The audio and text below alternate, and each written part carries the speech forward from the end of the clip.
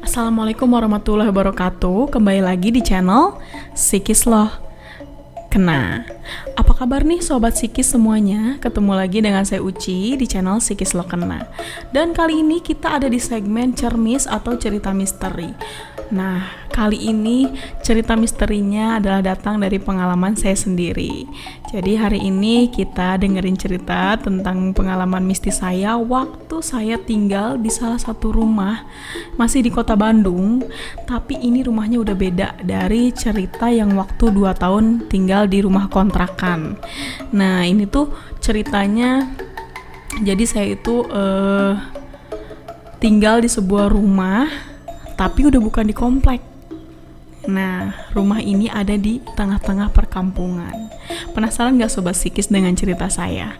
Kalau penasaran, sebelumnya silakan support dulu channel Psikis Loh Kena dengan cara like, comment, subscribe, dan juga nyalakan tombol lonceng notifikasi.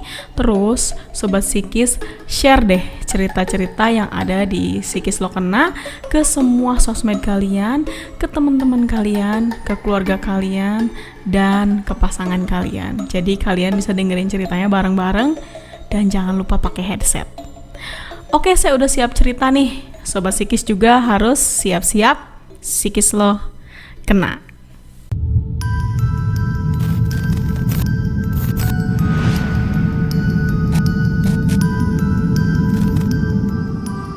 Psikis Loh Kena.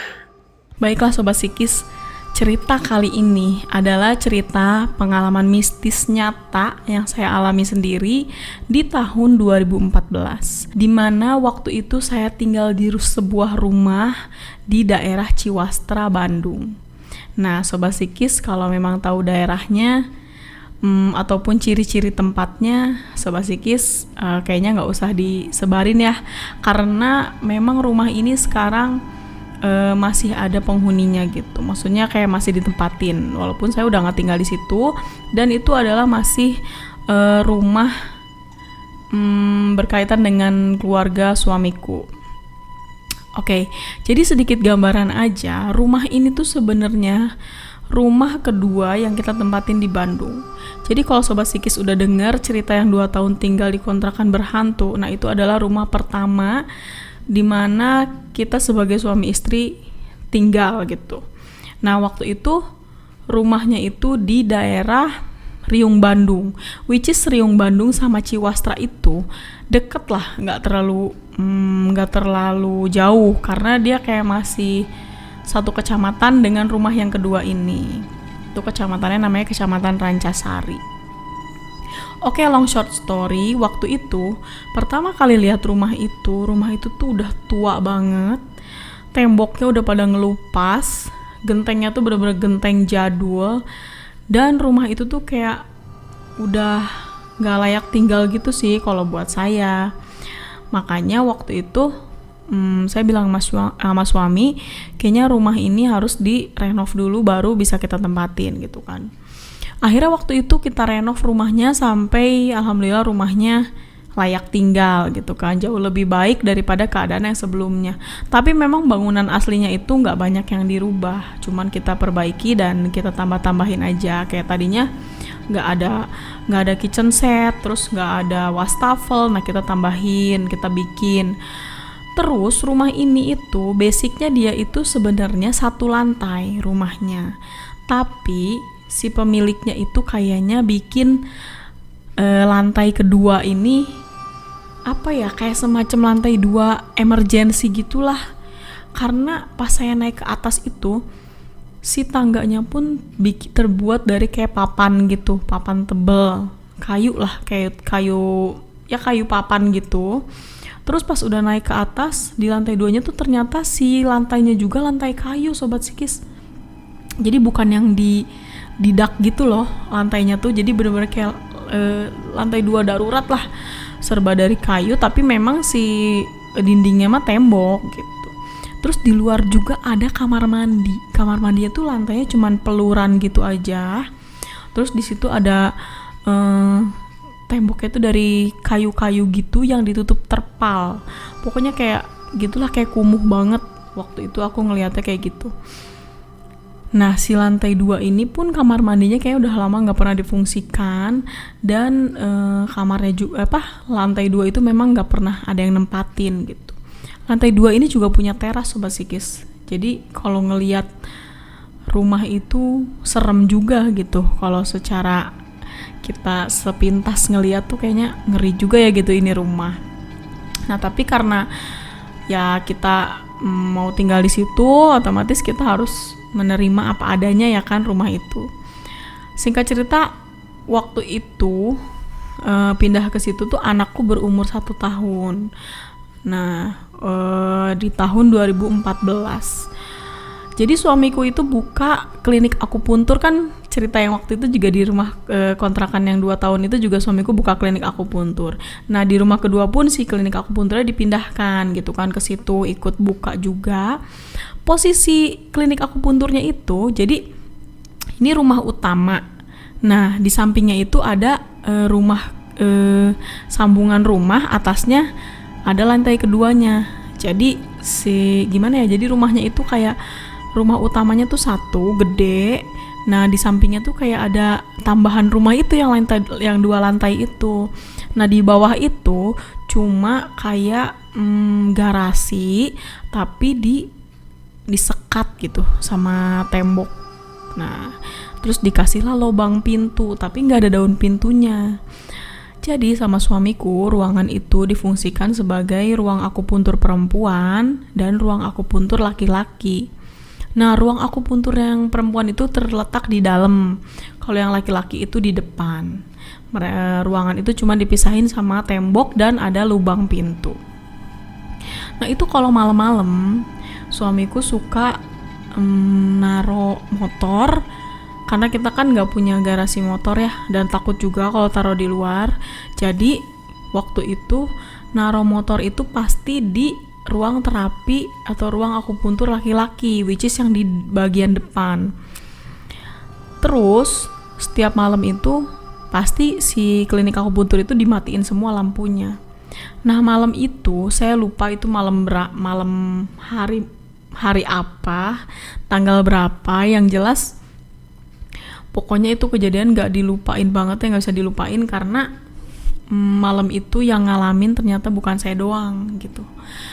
Jadi malam itu saya tuh udah hari kedua saya sakit asma. Sebenarnya saya nggak punya asma, tapi kalau batuk dan dahaknya nggak keluar tuh jadi kayak sesak gitu loh. Ya oke lah, let's say itu asma ya kan.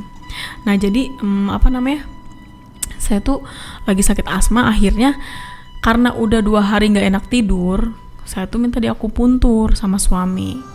Udah, tolong dong diakupuntur. Soalnya nih udah berapa malam gak enak tidur gitu kan. Gak enak tidur, terus jadi pusing dan segala macam, karena kalau sesak itu kan punggung sakit dan lain-lain lah, pokoknya gak enak banget.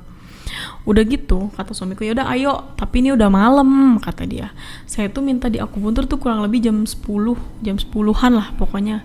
Jam 10 apa jam 11 saya lupa. Nah, saya tuh minta diakupuntur itu udah malam, kurang lebih jam 10 apa jam setengah 11 tuh saya lupa, pokoknya udah jam segituan. Terus saya bilang, "Dak, nanti akupunturnya durasinya yang paling lama ya." Nah, yang paling lama itu sekitar 45 menit durasi akupunturnya si mesinnya itu. Karena saya ngarep saya tuh bisa ketiduran gitu saat di akupuntur itu tuh, karena saya udah 2 hari gak enak tidur kan. Nah, akhirnya diakupuntur lah sama suamiku. Itu posisinya aku kan di akupuntur di ruang akupuntur perempuan. Jadi di ruang akupuntur perempuan itu kalau kita berbaring dan kita nengok gini ke kanan, itu langsung ruang terapi laki-laki. Which is malam itu ruangan terapi laki-laki tuh udah dijadiin parkiran motor. Jadi si pintunya itu nggak ada, ngebuka, terus dari cahaya si ruang terapi perempuan nih bisa kulihat di situ ada motor berjejer gitu, tapi gelap, itu ruangan itu gelap, nggak ada cahaya gitu. Nah, karena aku memang ngarepnya ketiduran, akhirnya benar-benar ketiduran tuh. Saya ketiduran, entah di menit keberapa saya tidur, tiba-tiba saya ketindihan, Sobat Psikis. Ketindihan alias rep-repan gitu. Di dalam rep-repan itu saya itu kayak berusaha buka mata tuh susah banget. Tahu kan kalau keadaan rep-repan tuh kayak kita gerak nggak bisa, terus mata tuh pengen buka tuh susah banget, mulut tuh pengen baca-bacaan tuh susah banget, dan aku tuh rasanya pengen teriak manggil suami gitu, pengen tolong gitu. Dan itu keadaannya beberapa menit kayaknya deh, seperasaanku tuh kayak beberapa menit gitu berusaha untuk melek, sampai akhirnya saya ngerasa saya tuh bisa melek gitu, beneran melek, bisa lihat keadaan klinik gitu kan, dan mata saya tertujulah ke pintu ruangan klinik klinik akupuntur yang laki-laki itu, yang gelap itu. Dan apa yang terjadi, tiba-tiba di situ ada sosok perempuan, bener-bener itu sosoknya jelas banget, perempuan pakai baju putih, rambutnya segini nih, sebahu, nggak panjang, nggak rusak, rambutnya nggak gimbal, nggak gimana-gimana, kayak perempuan biasa, rambutnya segini. Tapi muka dia tuh marah banget, kayak gitu, makin marah, makin judes. Aku kan ngeliatin kayak gini kan nggak bisa kedip, nggak bisa apa gitu kan, mau bilang astagfirullah aja tuh nggak bisa. Pas saya ngeliat perempuan itu, si perempuan itu mukanya makin jutek, makin marah kayak gitu, bener-bener marah. Nah, si perempuan itu mukanya tuh marah, bener-bener kayak benci, marah gitu, kayak pokoknya judes banget. Saya makin takut kan. Udah gitu dia abis marah kayak gini, nangis. Sobat psikis, perempuan itu nangis, bener-bener nangis kayak sambil kayak gitu, panjang itu nangis sampai saya gemeter. Baru saya bilang astagfirullahaladzim, barulah perempuan itu hilang. Saya teriak manggil suami kan, ndak, kayak gitu. Pas udah teriak, ternyata saya akupunturnya pun udah selesai, dan ternyata saya tuh ketiduran, sobat psikis. Padahal tuh jarum udah dicopot-copotin sama suamiku, tapi sama suamiku dibiarin karena katanya kasihan saya tuh nggak bisa tidur. Jadi mumpung enak tidurnya, jadi saya nggak dibangunin.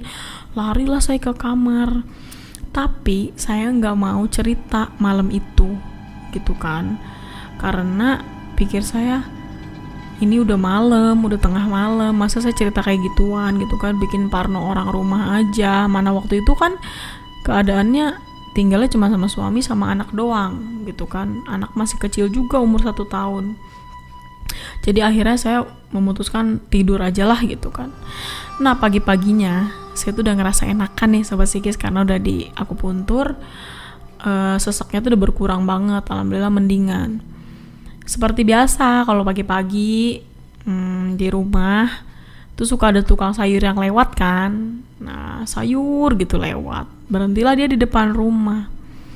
Akhirnya kita belanja tuh. Nah, belanja itu kalau misalnya tukang sayurnya itu nggak telat, jadi dia misalnya jamnya tepat gitu, misalnya 5:30 dia udah mangkal di situ. Nah, ibu-ibu yang pada belum belanja di tetangga-tetanggaku tuh pada ikut belanja di situ. Nah, keadaannya waktu itu si mang sayur itu agak terlambat datangnya, kurang lebih jam 6 apa jam 6 lebih gitu. Jadi yang belanja tuh waktu itu cuman saya. Nah, pas saya lagi asik-asik milih-milih belanja, keluarlah pembantu sebelah rumah saya. Jadi rumah saya tuh sebelah tuh rumah gede gitu, kayak orangnya tuh PNS, suami istri, jadi orang kaya lah gitu. Dia punya pembantu namanya Mira. Keluarlah si Mira ini dari rumah situ kan, belanja lah bareng, lagi mirimin sayur gitu. Terus dia ngomong gini, "Teh, Mira boleh tanya nggak? Tapi jangan marah ya," katanya. "Apa sih Mir, marah? Masa saya marah? Nggak akan marah tuh, sok aja cerita," saya bilang kayak gitu kan. "Iya, Mira tuh mau ngomong tapi nggak enak, takut lancang kayak gitu. Mira mau nanya." "Ya sok nanya weh, kenapa sih gitu, ada apa gitu." "Teh, maaf ya kalau Mira lancang gitu. Teteh tadi malam berantem ya sama si AA." "Tadi malam? Emang kenapa Mir gitu?" "Ya teteh berantem enggak gitu?" "Enggak." "Ih teteh, tapi maaf ya tadi malam, tengah malam, nggak tahu Mira lupa jam berapa, Mira dengar suara perempuan nangis di rumah teteh, jelas banget." Deng, langsung, "Beneran Mir? Beneran teh, nangisnya tuh kayak yang sakit banget," katanya. gitu panjang banget. Sampai Mira bangunin ibu gitu katanya.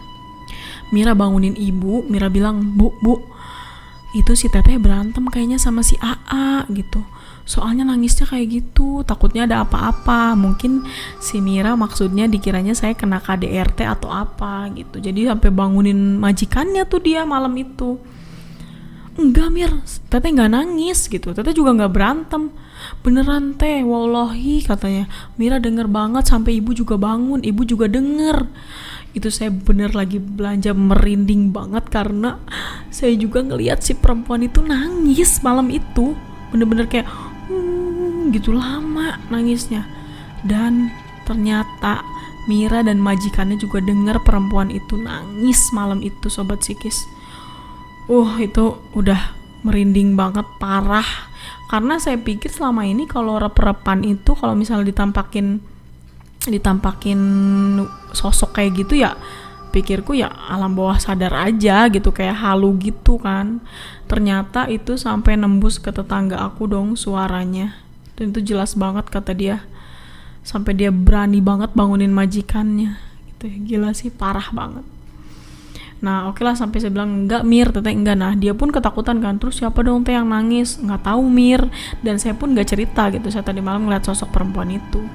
Karena saya pikir kalau dia tahu ntar berabe gitu kan, enggak ada yang mau ke rumah, gawat gitu kan. Saya bilang enggak tahu Mir, mungkin kamu salah dengar aja kali, saya bilang gitu. Tapi yang jelas Teteh enggak nangis dan Teteh enggak berantem sama suami gitu. Udah aja tuh kan, kita masuk masing-masing. Di dalam rumah saya cerita sama suami kan, aku mau cerita. Tadi malam sebenarnya waktu lagi di akupuntur, ya saya tuh ngelihat sosok perempuan gitu di ruang terapi laki-laki. Ya sosoknya tuh perempuan, rambutnya sebahu, terus mukanya marah, udah gitu dia nangis. Nah tangisannya itu ternyata didengar sama Mira. Saya bilang rumah sebelah. Emang beneran Mira ngomong kayak gitu? Beneran, orang tukang sayur juga denger, kata saya gitu kan. Oh ya udahlah, itu mah mungkin lagi kawenehan. Apa sih kalau kawenehan tuh kayak kitanya lagi apes gitulah ketemu sama yang kayak gitu. Nah udah gitu suamiku agak menghela nafas gitu kan, gini. Ya udahlah gitu kan. Dada juga mau cerita nih, tapi Manda jangan takut ya, katanya. Sebenarnya tadi malam Dada itu juga nggak tidur sampai jam 2, nonton apalah dia, kayaknya di TV gitu ada acara yang dia suka. Dia nggak tidur sampai jam 2 dan dia tuh ngedenger ada suara dari garasi mobil luar. Jadi di luar tuh kita ada kayak teras gitu tapi dipakai buat garasi mobil. Nah di situ memang banyak mainan-mainan anakku yang ditaruh di situ, kayak mobil-mobilan, drum-druman gitu, terus bola gitu kan. Suamiku dengar suara aneh dari situ, kayak dengar suara bola yang mantul-mantul gitu. Pas suamiku intip dari jendela, dia bilang kayak gini, Dada juga tadi malam ada dengar suara aneh kayak bola dimainin gitu. Pas Dada lihat keluar dari jendela, ternyata ada perempuan yang lagi mainin bolanya anak kita. Deng, itu langsung Allahu Akbar, la ilaha illallah. Itu langsung beneran, tapi kamu jangan takut ya, kayaknya itu cuman lewat doang. Ya gimana gak takut kan, Sobat Psikis, parah banget sih itu. Kayak wow, satu malam sosok itu dirasain kehadirannya sama 3 orang, bahkan 4, sama saya, suami, Mira, dan majikannya. Itu sumpah nih merinding banget sampai sekarang kalau masih ingat cerita itu. Itu sumpah, rumah itu nggak pernah ada kejadian aneh, tapi kejadian itu membekas banget karena orang lain juga ngalamin. Dan sampai sekarang saya nggak tahu itu perempuan siapa, terus sosoknya dari mana dan lain-lain nggak tahu, dan saya nggak mau cari tahu. Tapi ada kemungkinan karena si rumah itu adanya di perkampungan, dan perkampungannya itu jadi rumah itu tuh kayak ini loh, kayak di gang sempit gitu, cuma cukup 1 mobil. Ujungnya itu ada sungai besar di Bandung. Kalau Sobat Psikis tahu, di Bandung itu ada sungai namanya Cidurian. Nah, rumahku tuh deket dengan sungai Cidurian itu. Terus seberang, kalau kita nyeberang sungai Cidurian itu langsung makam kuburan panjang banget. Nah, nggak tahu ya ada hubungannya atau enggak, tapi orang-orang situ kayak meyakini gitu loh kalau karena kita tinggal deket kuburan gitu, kayak suka ada momen-momen yang kita tuh digangguin jin gitu. Jadi mungkin si perempuan itu kayak lagi mampir gitu ke rumah kita semalam itu gitu kan. Dan qadarullahnya gitu ya, dia kayak menampakkan ke saya, terus ke suami saya, dan terdengar juga sama tetangga sebelah.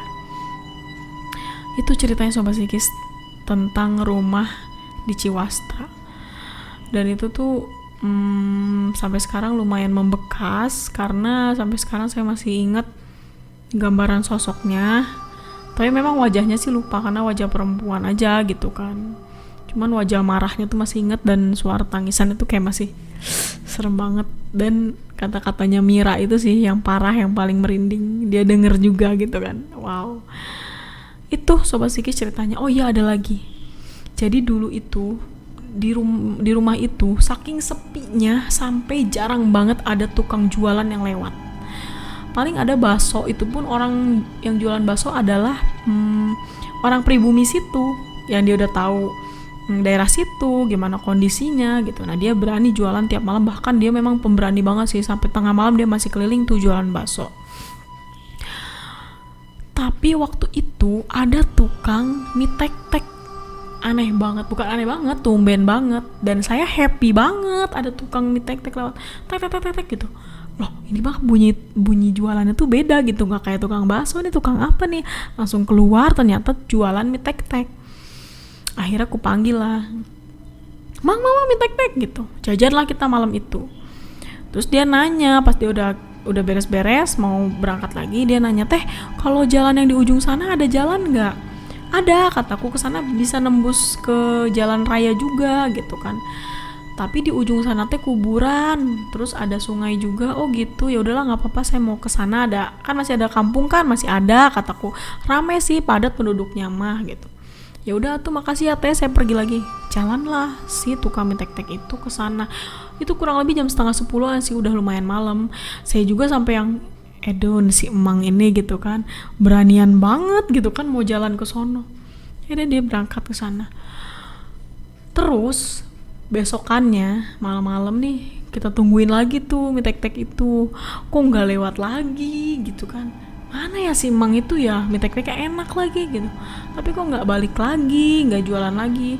Ditungguin malam itu nggak dateng, malam besoknya nggak dateng, malam besok sampai saya pindah dari rumah itu pun emang mie tek-tek itu tidak pernah jualan lagi. Sampai akhirnya saya pernah jalan-jalan ke komplek sebelah lah, pokoknya jauh lah, ada tempat komplek yang memang dia banyak makanannya kalau malam. Kuliner jajan gitu. Jajan lah malam-malam saya ke sana. Ketemulah tukang mie tek-tek itu.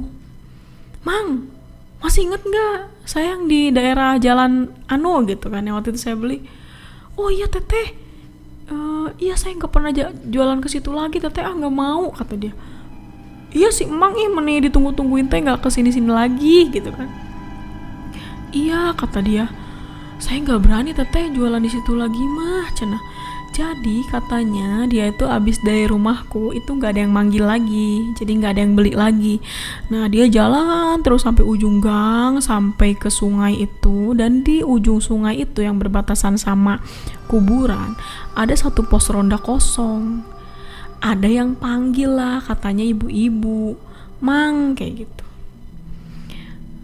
Iya teh gitu, berhentilah, pesan apa teh? Mie, katanya. Yaudah kan ditanyain, pedes enggak teh? Dia cuma ngangguk doang gitu kan. Dibikinin tuh si emang kan fokus masak dan lain-lain. Pas udah jadi itu mie, pas mau dianterin ke pos ronda itu, perempuannya tiba-tiba berdiri, jalan mundur makin cepet, set, naik ke, merinding ya Allah.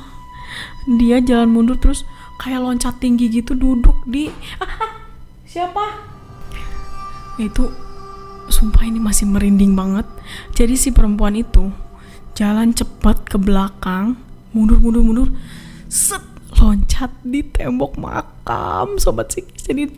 Jadi makam itu ada tembok setinggi dada gini, setinggi dada orang dewasa.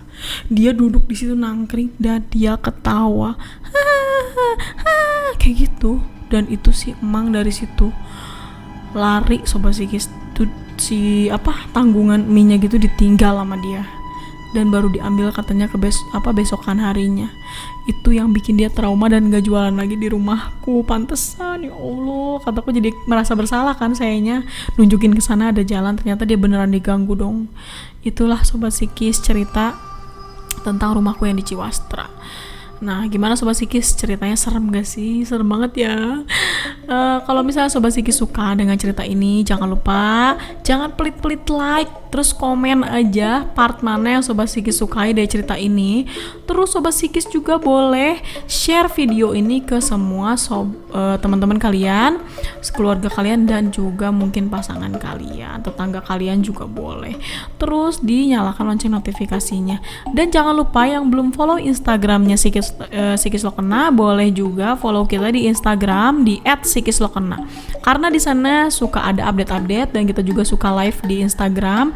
Terus Psikislokena juga lagi bikin cerita seram PLK di Reels Instagram. Jadi check it out ya. Nanti mampir-mampir ke @psikislokena.